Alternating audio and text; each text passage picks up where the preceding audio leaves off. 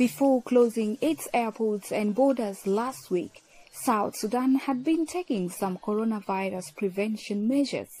But frequent international traffic from the United Nations and other aid groups put the country at risk, and a UN staffer was the first confirmed infection.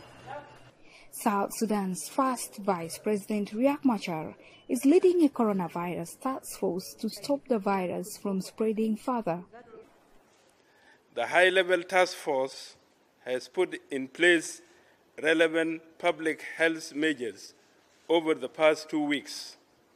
Social distancing, as you can see between us now, social distancing is the only way we can minimize the risk of contracting and transmitting the disease. But on the streets of Juba, social distancing is not an option for people struggling to earn a living.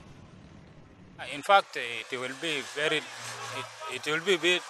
difficult for a country like my country, South Sudan, because here we are lacking a lot of things. In fact, like water, we need to gather some time to collect some water, and then market even. We are going to the market, and then there is a lot of crowd there, so that is our only source of getting. So it will be difficult for us. China, where the virus began, is heavily invested in South Sudan and has hundreds of peacekeeping troops serving with the UN mission. In a February interview, the Chinese ambassador vowed to support South Sudan's fight against coronavirus. For the years, we have been building the capacity of the medical teams here. And so far, there's a large number of people already received the training in China. And we are supporting the building of the disease control system in South Sudan. But years of civil war in South Sudan, Africa's youngest country, has left healthcare poor and underfunded. South Sudanese officials admit there are only a few ventilators for a population of 12 million.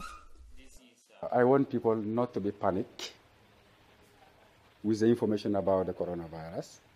2, I want the people to be vigilant, to give us any necessary information concerning any suspect that is happening in the country. To force some social distancing, South Sudan last week imposed a nighttime curfew and closed schools, churches, and mosques.